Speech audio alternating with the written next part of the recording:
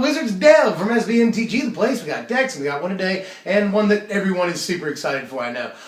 Been hearing a lot about Zada lately, so I figured I'd go ahead and give you some ideas that I have with Zada, including a whole dang deck. So let's go ahead and do that. Well, there are a lot of Zada decks that exist in the format right now, from what I can see. Some of the more interesting ones are, first, the Jeskai deck, or maybe even Is It deck, that plays like Tigum Strike, which is just hilarious. You might play Refocus, which lets you draw a bunch of cards and give all your dudes Vigilance during attack swings. That's pretty cool. But there's a Naya, or even just Gruul, green-red deck, or possibly green-red-white, that plays all kinds of stuff. You can play Titanic Growth. The best reason to play it is probably Become Immense, Might of the Masses, maybe a Tarkus Command, even though it doesn't work with Zada. It's still like a ridiculous card, and you play it if you're playing red and green. So, I could see that, mostly because Become Immense. And then another possible build is just straight up goblins. You could totally build goblins and use like Pile Driver and token producers, and then like red combat tricks. That's pretty much all that would be. And that'd be really focused and fun, probably. That deck would be a whole lot of fun. There's so much fun we can have with Zada, but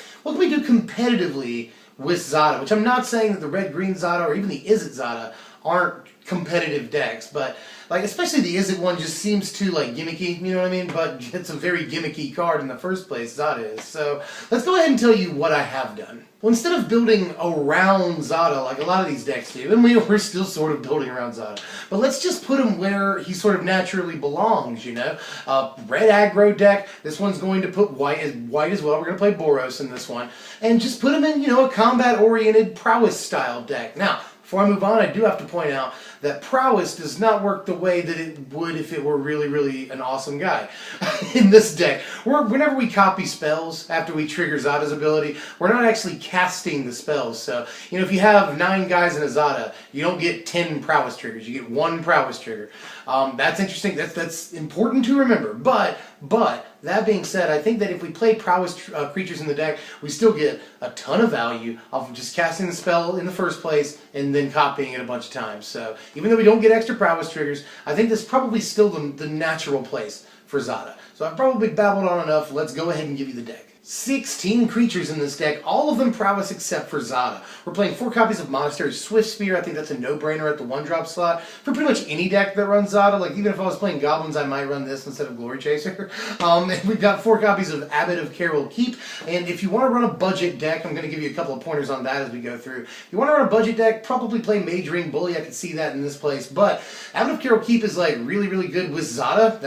They're really, really interesting and noteworthy interaction between those 2 cards. We're playing 3 copies of Seeker of the Way in the deck, sort of a no-brainer, I think, obviously. You could play a full play set if you don't want to play any of the next card I'm talking about here, which is expensive. But for the time being, Seeker of the Way is very, very important for the deck. If we play a Titan Strength on Zada, copy it onto Seeker of the Way, that's 6 lifelink damage right there. Plus the litany of other tricks that we're doing. It works really well with Temur Battle Rage, So, gotta play Seeker. I definitely love the card. Gonna miss it when it's gone. Let's play it for now. And then 2 copies of Monastery Mentor, the money in the deck. The most expensive thing by far, the only thing that makes it cost really any money at all. Even Zada is pre-ordering at the time of this recording at like $250 on TCG Player, so even he is fairly cheap. But in any case, Monastery Mentor, again, we don't get extra prowess triggers, so we don't get extra 1/1s or anything, but we can stack the triggers in such a way that we prowess, and then we get a 1/1, and then Zada's ability resolves, So then we copy, and we're able to copy spells onto the token we've just made. So we can stack it that way, but we won't get extra tokens. But in any case, Monastery Mentor, good because we're playing 22 spells in the deck. Decent 3-drop to transition between the early game and Zada, who will come in on the 4th turn, and really won't do any damage until the 5th turn, So we needed a transitional card. This is really, really good. In the meantime, while we're waiting to do stuff with Zada, waiting to draw her, waiting to be able to play her, whatever we need to do, we can, get prowess triggers and put 1/1s into play, ultimately getting a ridiculous amount of triggers once we do get Zada's trigger. So, yes. And 3 copies of Zada, right? Why not? Zada is every bit as good as she looks. Now, 4 mana is an awful lot. Like that's so much mana for an aggressive deck. But this is sort of the kind of deck that can win without Zada. We don't get Lightning Strike in this deck, but it's essentially the same red-white budget sort of aggro deck that we've seen in the format since Fate Reforged came out, Really no different here, just we're playing Zada and getting ridiculous amounts of value off of all the spells. So, Zada. That's the whole reason we're playing this deck. On to the spells, you may have heard me mention back there. There are 22 of them, that's an awful lot. Playing Prowess Creatures and Zada, let's play a lot of spells. We're playing 4 copies of Titan Strength, I think that's definite. And then also in this 1-drop slot, we're playing 4 copies of Defiant Strike. Lots been made of that, you know, if we can target Zada with a Defiant Strike, we draw a card for each member of our team, which is absolutely freaking nuts. We're not playing any like token generators like Dragon Fodder or Hordling Outburst. I was at first, they ended up getting cut. So we're playing enough creatures, you know, prowess triggers are fine. But Defiant Strike, even though we're not playing token producers, we'll still often draw 4 cards off of Defiant Strike, because we'll play Zada on curve, you know, 1, 2, 3, and then 4 for Zada. And once we actually go to swing with her, or him, I'm not really sure, then we'll be able to draw like tons of cards. Defiant Strike is really good, obviously Titan Strength is too.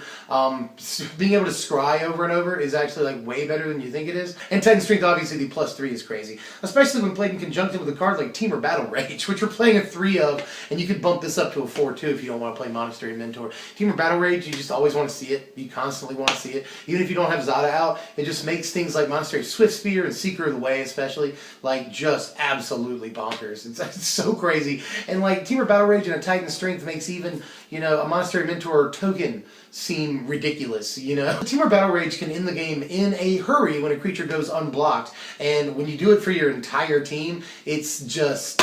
it's so crazy. It makes you feel good too, especially when you're able to, you know, it's only costs 3 mana to cast Defiant Strike and Temur Battle Rage, or Titan Strength and Temur Battle Rage, and your whole team gets the bonus if you get a Zada, and just things get so dumb. We're playing 2 copies of Enshrouding Mist here in the main deck, sort of our replacement for God's Willing, which RIP God's Willing, I wish we had that card still.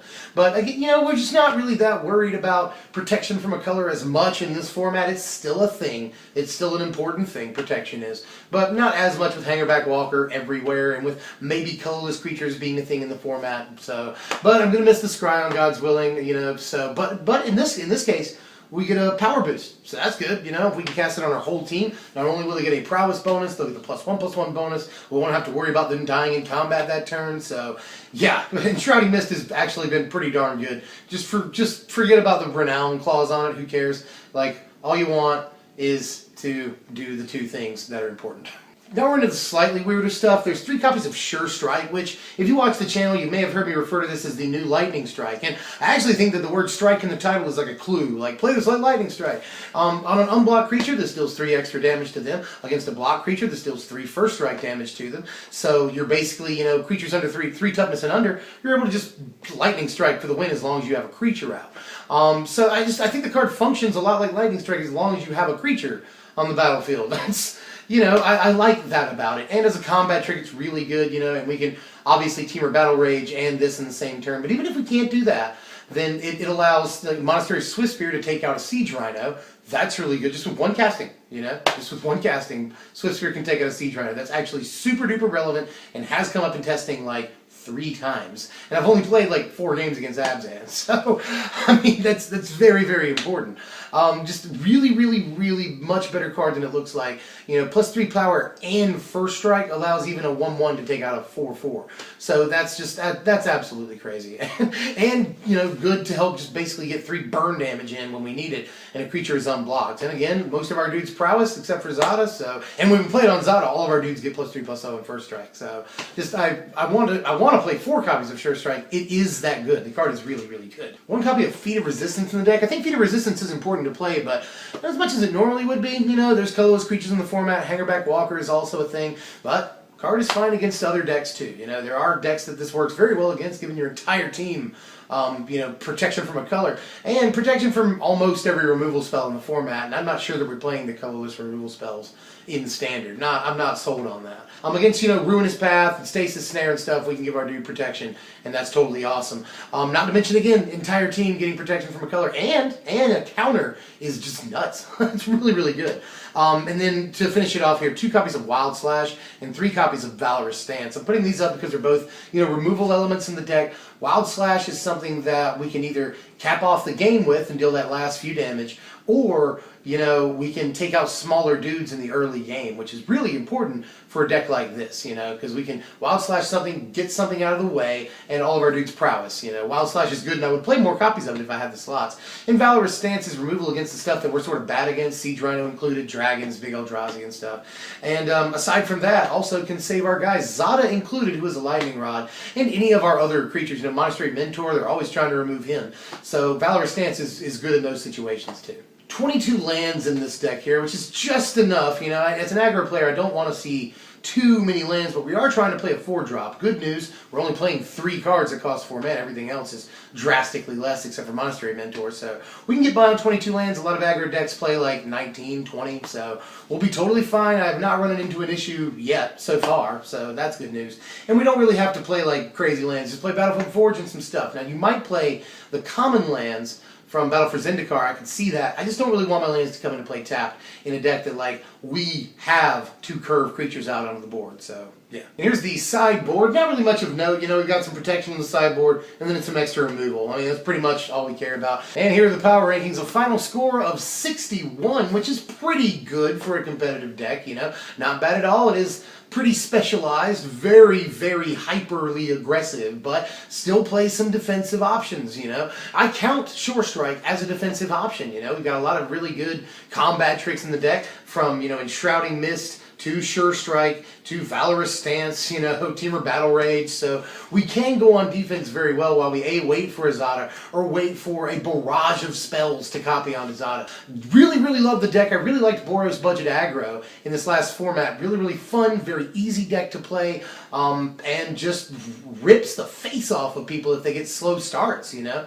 And this deck feels similar to that. Even though we're playing a 4-drop, it can still win the way it's always won, even if it never sees its Zada. When it does see its Zada, it's almost guaranteed to win if you can keep her on the board for 1 turn. You know, there are definitely push-pull situations. I have a Zada in my hand. Do I go ahead and play my Titan Strength to, you know, deal 5 damage with my Swift Spear, you know? Do I go ahead and get the damage in, or do I save it? 9 times out of 10, I will save it. You know, it's not the early game we're worried about so much.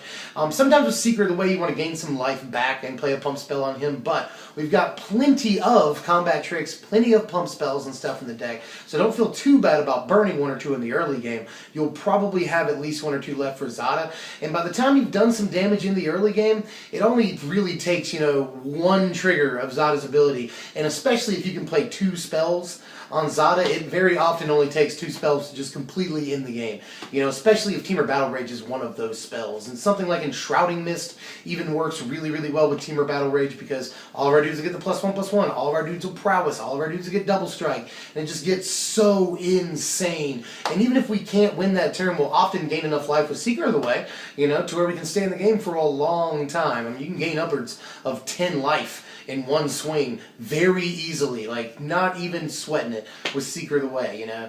It's just, it gets done very, very, very, very, very fast, and I really, really enjoy the way the deck plays. Well, that's all I got for now. I'm not really sure what I want to do next time. I'm working on a lot, so what I'm going to do is just, instead of giving you suggestions, tell me what you want, you know, not just from the top 15 video, but also, you know, just what you want to see. I've gotten a lot of calls for a lot of different decks, and I'm working on like 6 different things sort of at the moment that are all sort of proxied up and being tested. So let me know what you want to see, and I'll get to work on whatever I think is coolest. Let's just do it that way. Anyway, my name's Dev from MTG. If you enjoyed the content, do us a huge favor. Like, share, comment, subscribe if you want to see us grow. You know, we're trying to do a lot of that right now, which we're pulling it off somehow. Thank you for that. I think that's you guys' fault. So thanks for that. But in any case, I'm Dev from the channel, and I'll see you guys next time. Thanks for watching, my wizards.